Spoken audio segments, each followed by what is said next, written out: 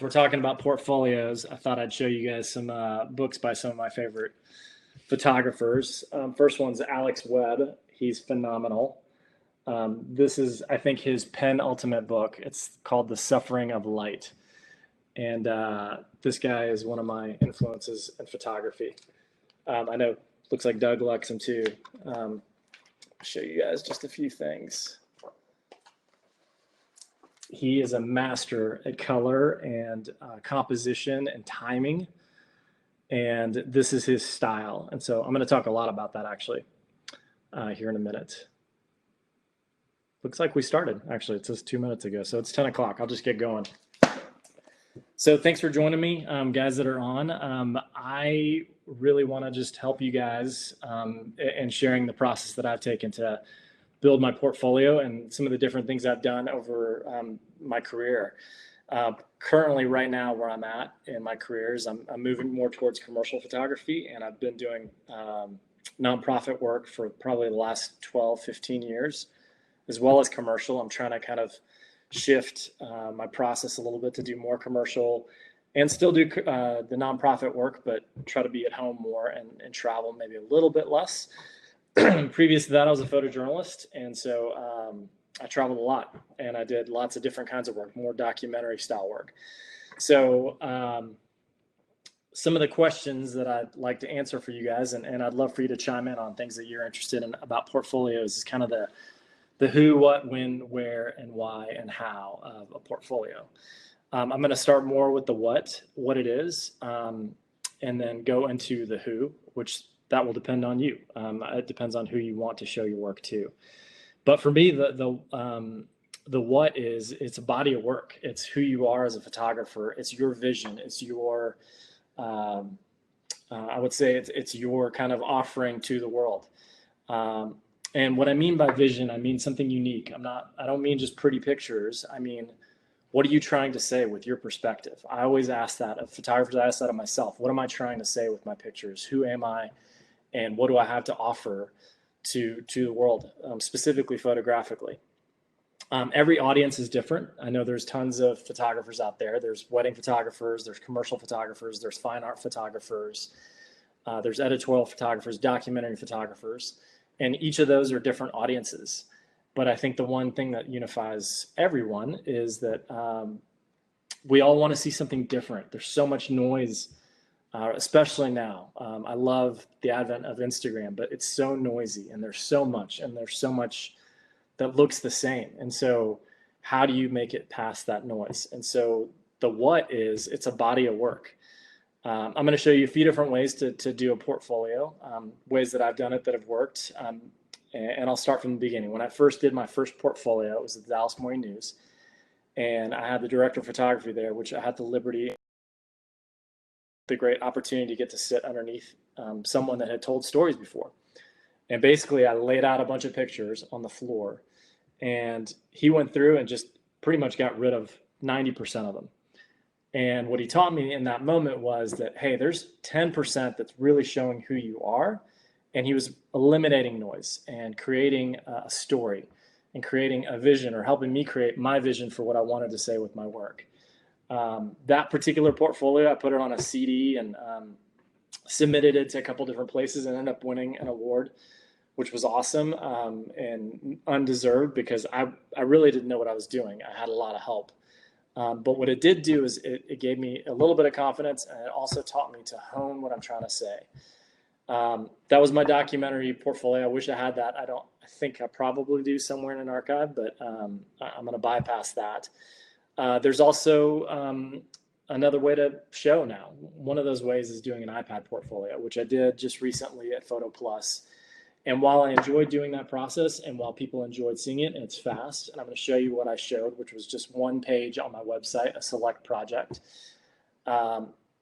What I found to be is you get great feedback, but it doesn't have that tactile feel. And what I mean by that, there's not paper, and so it's not as unique as it could be.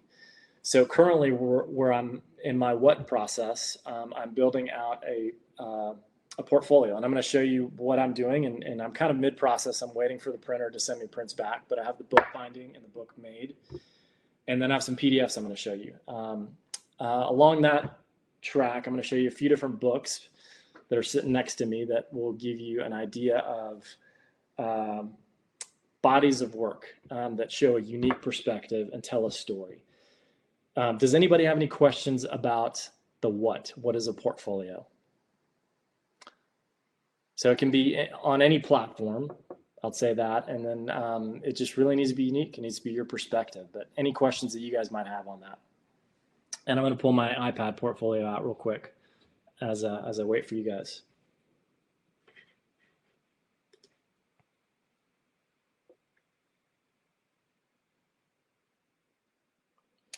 So this is what I showed at Photo Plus, and this is on an iPad here. I think you guys can see it. It's a project I did in 2018 on the Rwandan genocide. And so the story behind these photos, I just wanted to show them in a unique way. And I wanted to utilize color, which is part of my style and part of who I am.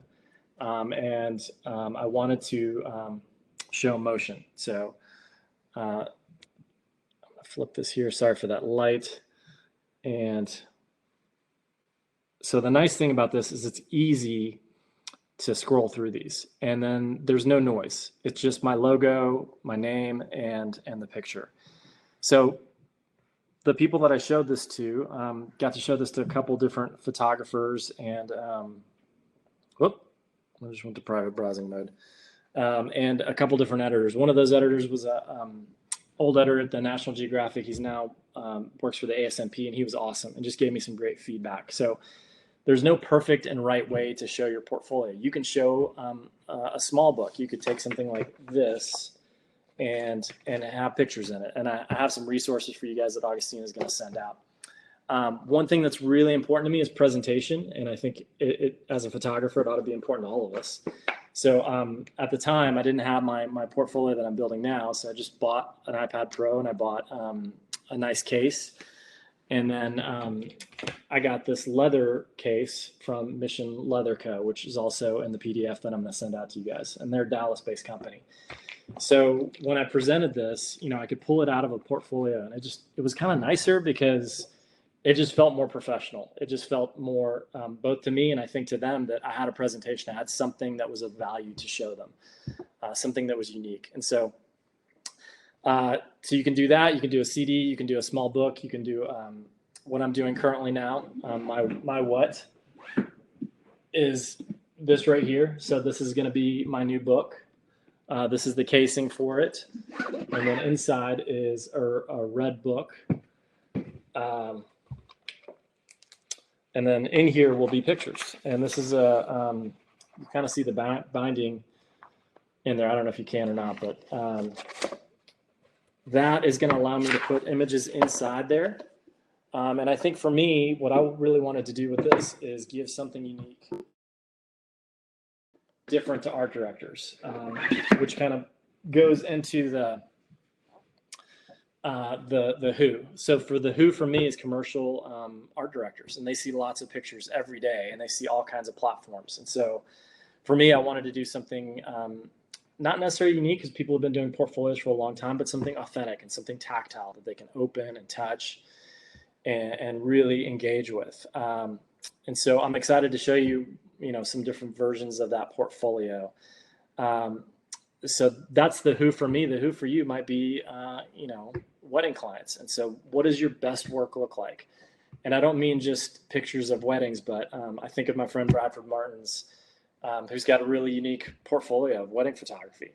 And it's a unique style that's his. And he's creating art every time. And so when he shows his work, people are moved by it, and he's getting the clients that he wants to get. So the who for you might be different. It might be editorial clients. It might be portrait clients. It might be a commercial client. So you really need to kind of hone in who you're trying to reach, and then you have to be authentic in yourself. The why is, this is what we do. We're communicators. And so I just see Augustina just downloaded or set up the PDF. We need to be able to share who we are as photographers, as communicators. Any questions in there as I pull up some other stuff here for you guys? So the how, you get some resources that Augustina just put up. I'm going to talk through those. I didn't really talk about the when, but this is a really good time to do it. Since most of us are at home and hanging out, and we have time to look through our pictures. That process can be a little bit cathartic. It was for me. It was emotional. It was weird going back through my archives and trying to figure out, hey, Paul, what's going on? Go through, who I am as a photographer and what I've done in my past, and then not liking a lot of the work and thinking, oh man, this sucks. I wish I had new work, but the reality is it was my work. So giving myself grace and then walking back through and going, okay, what was I saying then? And then how do you bring that all together? For me personally, part of this and some of the resources that I give you, and they're on this PDF, I hired a couple different consultants. Last year, I hired Wonderful Machine. They were awesome. They helped me put together my website and organize it in a way that made sense.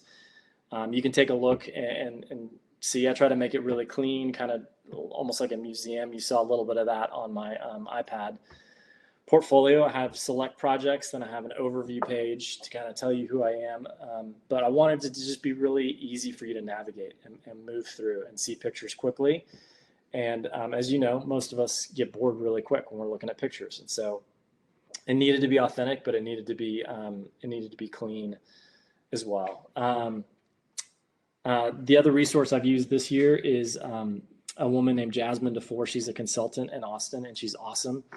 And I felt like when we connected on the phone, she kind of came back. She came from the same world I did, which is editorial photography. And so we had a great discussion. I just felt like she knew what I wanted to do and kind of the world I was coming from, and didn't have any idea how to transition into a commercial world. And so we're still in mid-process. We're working together this year, but she helped put together my portfolio that I'm going to show in this book. One other shout out I wanted to give for this was made by Scott Mullenberg. I believe he's in Massachusetts, and he's fantastic. And he hand makes these cases and these portfolios, which is awesome. There's lots of different ways you can do it. There's cheaper ways, probably. This is probably a more expensive way.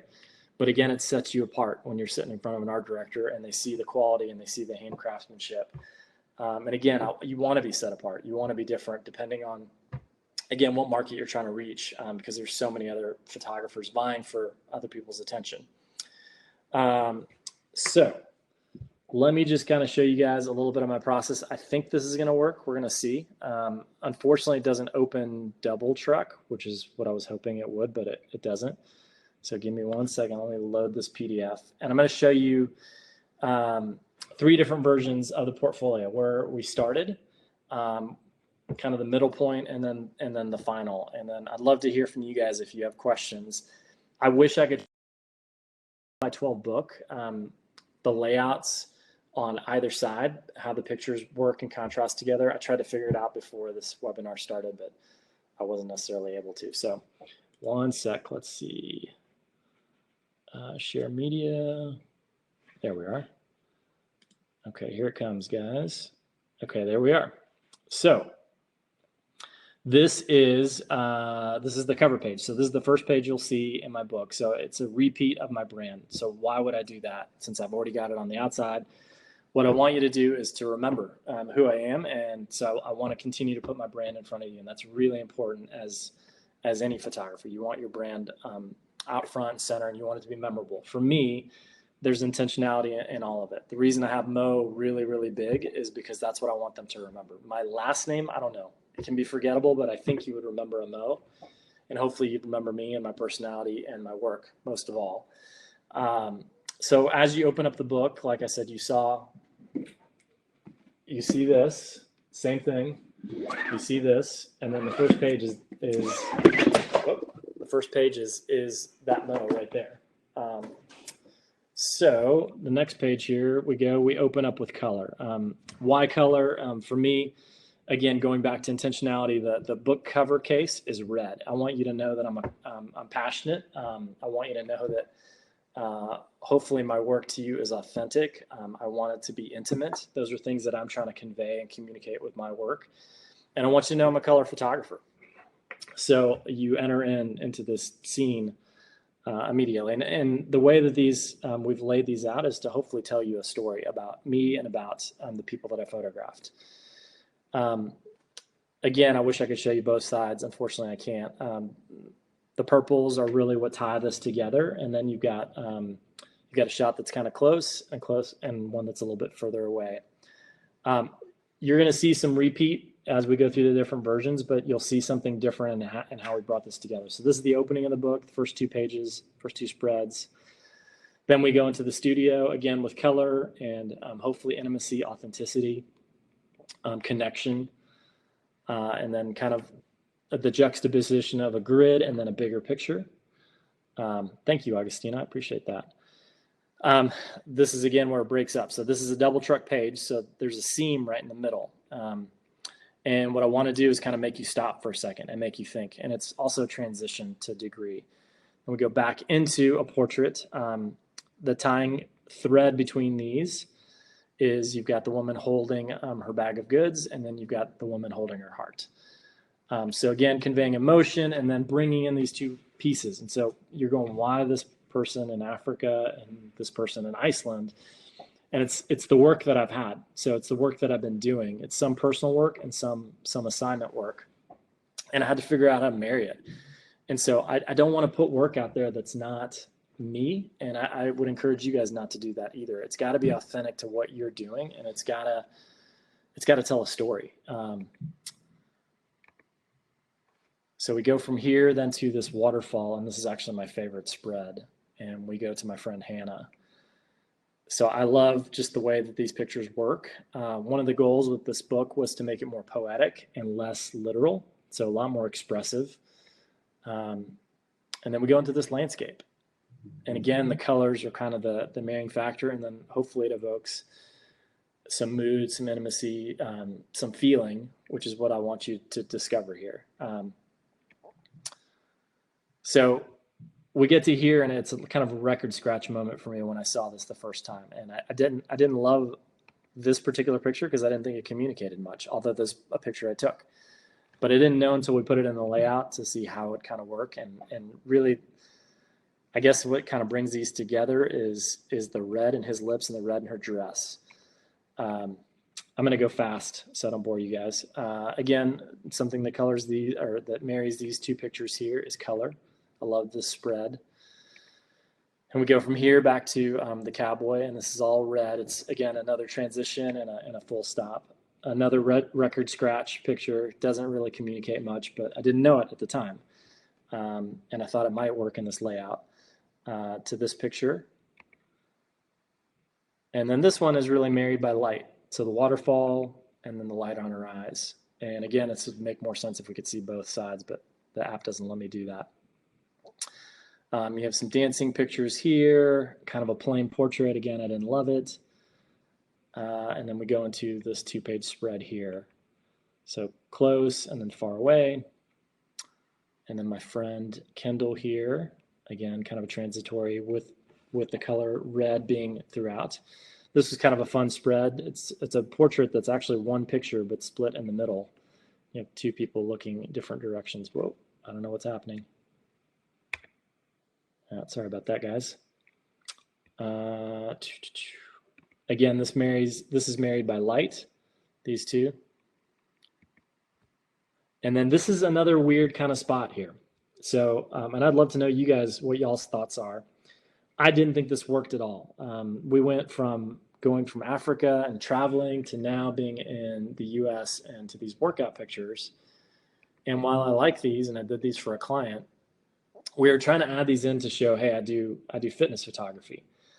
But it just went really weird and lost the vibe and the feel of what we were doing. So when we looked back through these, we realized, okay, these are fine, but maybe not for this book. I'm going to tell you in a minute what we end up doing with this whole layout. So I'm going to stop here really quick and just ask for some questions from you guys about what you saw and what you liked, what you didn't like. And then I want to show you another book and kind of a way that a photographer I really respect laid out his work. This book's called Capitolio. It's by a photographer named Christopher Anderson, which some of you guys might be familiar with. And bring that lower. And I want to show it to you for a couple reasons, because the way he laid this out, and this would be considered a portfolio. It's a book. Most of us don't have, well, maybe some of you guys, I don't have this yet, like a long form documentary that he did on the country of Venezuela. And he did this years ago. If you look at his work now, it looks a lot different. There's a lot more color. However, you can still tell it's the same photographer. So there's a signature to it. And that's really the point I want to hone in with you guys is, who are you as a person and as a photographer? And are you communicating the same thing? Artists change over time, but our style and our essence doesn't necessarily change that much, especially as creatives. We want to give an authentic view of who we are, not what we want people to see, but who we are. That's really what matters. And if there's anything you'll remember from this, and maybe you won't remember anything, but I hope that's it. The way he set this book up is like a movie. So you open it up and you get to Capitolio. So he's making a pretty declarative statement, and it's kind of raw and gritty. And then all of a sudden you see this picture of Venezuela, the capital, Caracas. And I hope you guys can see this. And then, boom, you go into this like really crazy, cathartic, black and white, hardcore picture. And there's a lot of symbolism in it, right? Let me get that a little lower. And then now you enter into the movie score and you're going somewhere. So this is a different way to do a portfolio, right? This is very much documentary, hardcore, gritty, but it's a story nonetheless. And now you have this scene where you have this dark character and then you have this like cityscape. And if you look at Chris's later work, it's a lot like this too, but there's a lot more color. So I'm not going to go that far, but I just want to show you a few more of these. So again, this darkness and then this kind of like ominous, almost looks like a movie shot. And I think he did all that on purpose. And then it kind of gets lighter and goes into different scenes.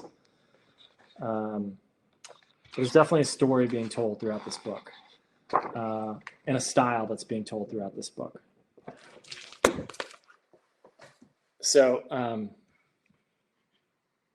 Paul's asking a question. I missed the beginning. Who's the audience for the portfolio? The portfolio, excuse me, sorry, not COVID. The portfolio is really who your audience is. That depends on you. For me, this audience, this particular audience that Chris made this book for was for Magnum. I think this was his kind of entry into the Magnum photo agency.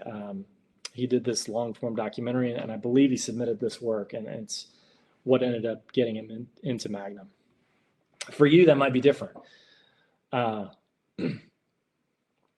It might just be, if you're trying to, I don't know, if you're trying to work for Levi's, you might show a lot more lifestyle. For me, what I had, my work was all this nonprofit work and these portraits. And so again, portfolios are a living organism. They can change over time. One of the reasons I chose to use the platform that I have with this particular book is I can change out the prints in here. This isn't like, this is like an album, but it's not something that has to look exactly the same forever and ever and ever and ever. And so it probably will change. Some of the pictures I showed you at the end of the first portfolio were fitness pictures. My plan is, my leave behind is going to be a little booklet, and you'll see it in the resource document that I sent with Smart Press. And it's going to be a lot of the fitness pictures that I've shot for clients. So I want that to be, quote unquote, my leave behind. So I can show the client, hey, this is my personal work. This is the essence of how I work, but I can also work under direction of an art director, and this is what I can offer you. And that work looks a little bit different. It's clean. It's kind of more surgical, less essence, but it was on brand. It was on point to what the brand guide was. And I'm going to leverage the brand that I work for in that book. And so their branding is going to be all over that thing. And I'm going to show it as also my work. So hopefully that answers your question, Paul. Let me know if it doesn't and if there's another question. I'm gonna keep moving. I'm gonna just show you guys. I may just skip to the end and show you the last portfolio, where we landed. So you guys saw version 1, and then I'm gonna show you version 5, and this is what's being printed. And then I'd love to open it up for questions or anything else you might want to ask. So real quick, we'll do this one more time. Share media, final version. Okay, here we go. So you guys have seen this again. My branding, I want you to see it up front, so they know whose work they're looking at. And I put this in front of the art director on purpose 3 times in a row. Again, we open up with color, purple. We go into this. I love the first 5 spreads. It shows kind of my international work, where I've been, how I tell stories internationally. You notice there's not a lot of documentary, and that's on purpose as well, although I have a lot of it. I wanted to show more recent work and not older work. And then we kind of transition. And I also was marrying kind of like this work of being abroad in Africa with work in other places in the world. And that was it was kind of tough, but hopefully we've done it. I'd love to know y'all's feedback. So again, my favorite layout in the book, this one and this one, still the same landscape. So this picture we thought was strong enough to make into a double truck by itself, to kind of arrest you, stop you, give you a break, give your eyes a break. So it's 1 page that goes across. Again, this is a 12 by 12 book with 2 spreads on each side. We go back into the red, and you see the colors are kind of hopefully taking you through the story. And a lot of my story is color, and like I said, intimacy, authenticity. Those are the things that I want to communicate. More color. I'm moving through this fast. Here's another page that we changed. So we changed this particular layout. This picture wasn't even in there.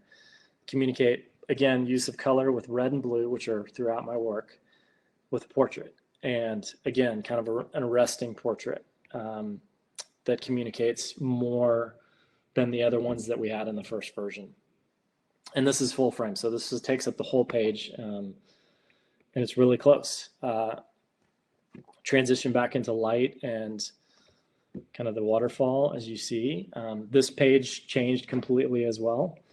We have kind of an entry into a scene, and then hopefully taking your eye out with the blanket through the hair and out, back into Africa work, which we have this together. And then this is a new picture. Again, it's kind of a complementary portrait really to this one, but from the same setting. We saw this layout, so this one stayed. Go to the sunset. Again, this is kind of the marriage of light and color. We have another big portrait here, and again with color now. So this is really about yellows. And then another kind of portrait and another environmental. So some of these pictures you didn't see. And now we go into more modern, and this is really about shape, excuse me, shape and color. And again, shape and color. Just going to go back and forth real quick. And then what the biggest change was, sorry, it's blinking on my screen. I don't know if it's doing that. We needed a good ending. We needed something where it didn't land in all that fitness stuff. And so we went from, that space of black and white, shape and color, to this feather on the beach, to this. And this is the ending of the book.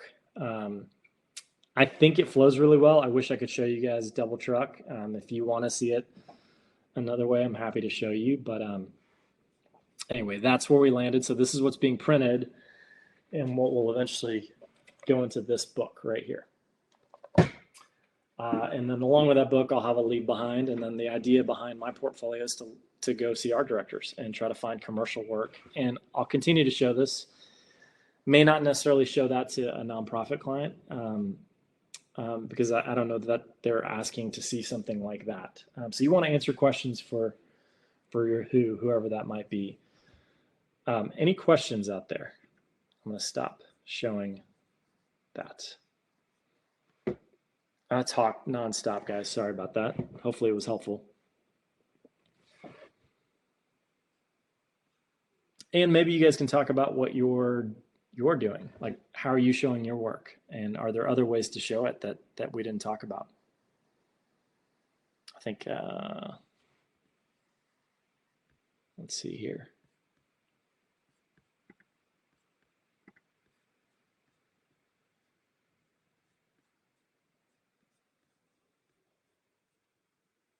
Thanks, Grant. I appreciate that, man.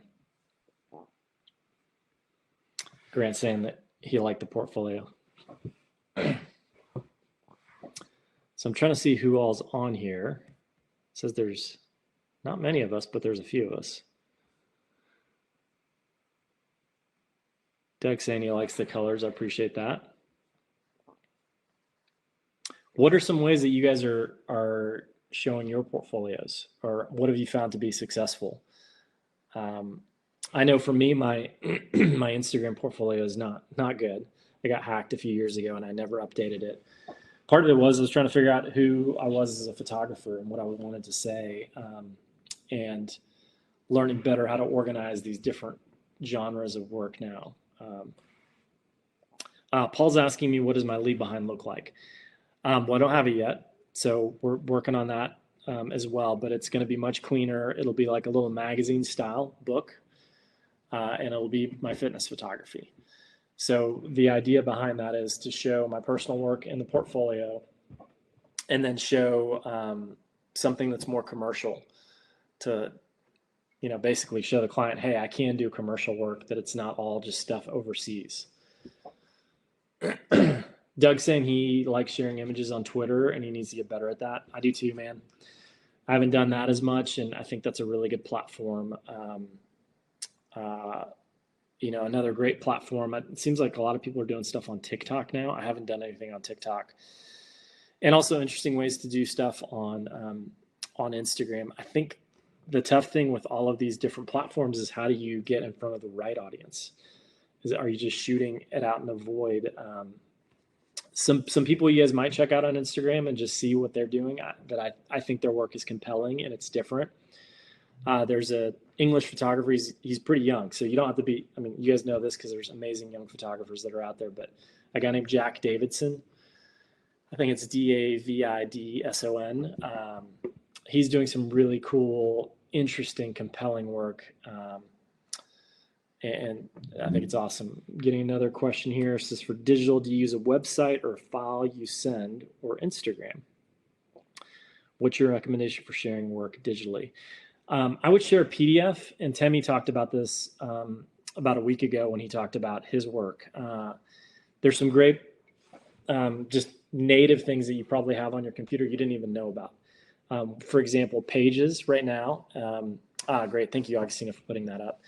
Pages on MacBook Pros, if you download the latest version of Pages, it's a really powerful app now. There's actually a photo template where you can make a PDF on that.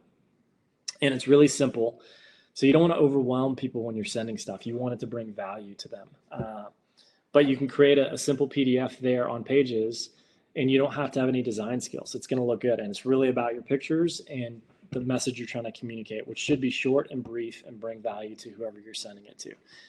So I would send a PDF. And then I think you could send your Instagram handle along with that. I think that's good. It's just what I've found, and I'd love to know what you guys have found, is you want to make the least amount of clicks, the least amount of trouble that person has to go through to find and see your work. Because they're busy. If it's an art director, they're busy. They've got 50 other photographers that are vying for their attention, and they're doing their other jobs. And so if you make it really difficult, think about when somebody sends you something. If it's difficult to find, you just you move on. We all have shorter attention spans. And so I would just encourage you, whatever that is, to make it really simple. I think a PDF is effective. I think a newsletter would be effective, as long as it brings value and as long as it drives back to your brand. So your branding needs to be upfront and personal as well. Any other questions that you guys might have on that?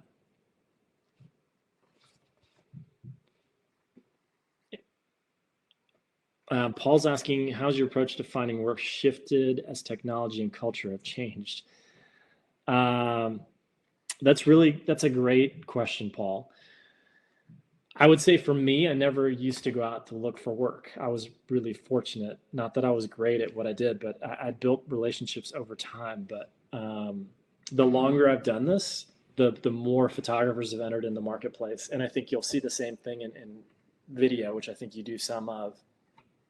There's a slew of talented people, and just a lot of competition out there. And so I've tried to become more personal at how I go about finding clients. So I'm doing a lot more cold calling. I've got a list. Again, I'll reference Temmie. He does the same thing. He's got a spreadsheet. I've got a spreadsheet. And I didn't start doing that until last year, where I compiled a list of people that I want to work for, that I enjoy what they do, and hopefully my work would be a good complement to theirs, and vice versa, and figured out who I want to collaborate with, and just made it much, much more personal. And so I would encourage you guys to do that, whether it's if you're a wedding photographer, maybe it's a couple that you know that you're like, man, I'd really love them in my portfolio and I want to work with them. And I'd say just reach out to them. If it's commercial, then reach out to agencies that you want to work with. If it's a brand, reach out to them. It's never been easier to reach out to art directors. I mean, literally, you can find them on LinkedIn, Instagram, Twitter. It just takes a little bit of work and a little bit of doing stuff that you may or may not like to do, but you kind of have to do it to set yourself apart, because there's so many things vying for people's attention. Again, that sets you apart. It's not being, it's about being friendly. It's not about trying to take something from somebody, but having something to offer. And you do, as a creative, you have something wonderful to offer, which is unique to you. But just think about how you like to have a conversation with somebody. I like to say, if I'm sitting on a plane, which I do often, hopefully soon again, it's kind of annoying when that person's trying to sell you a product or give you something, or just, not be self-aware enough to know, okay, this is not the right timing. But whenever a conversation's just pleasing and fun, and fun's maybe not the right word. I mean, hopefully it's fun, but when they're not trying to get anything from you, but they're really just offering something, they're sharing something of themselves, and you kind of have a give and take and an exchange.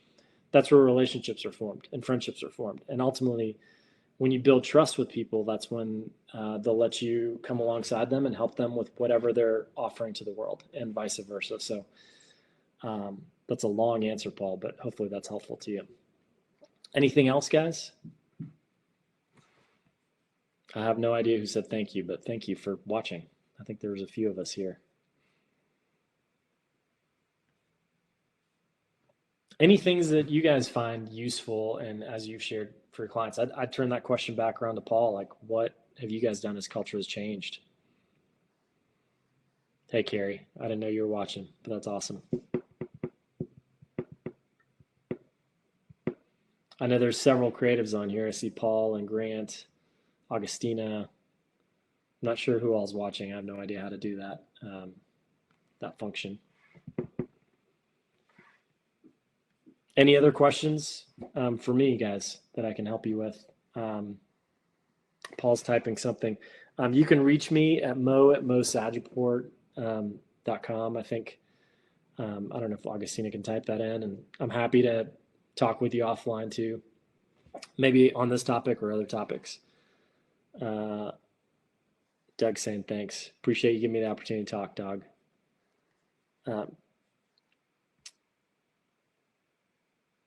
Awesome. There's the website. I'll answer one other question unless there's others to go, but Paul's asking, have you utilized LinkedIn? Not to the degree I'd like to. I know one of our mutual friends, Wade Griffith, uses LinkedIn all the time, and Jasmine DeFore, who I mentioned, and is in that resource page, she uses LinkedIn all the time as well. She's a photo consultant, and I would say that's an area that all of us can probably really, really utilize. It's a great platform. It's a great way to direct message people, and professionals are on there. If you're trying to reach an art director, a photo editor, whoever, they're probably on there. And it's a great way to network. And it, again, sets you apart. It makes you more professional, and, less the guy that has a camera. And all those things are really what sets you apart. Anybody can go take a picture with this, and that's not a bad thing.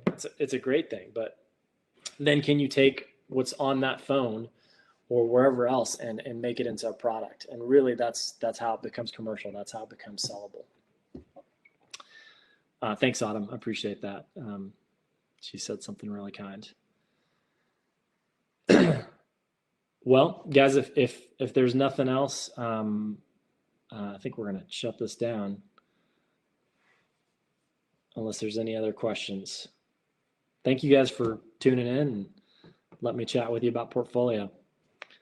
Miss you too, Paul. It's good to see you, man. Stay healthy. Stay inside. All right, guys.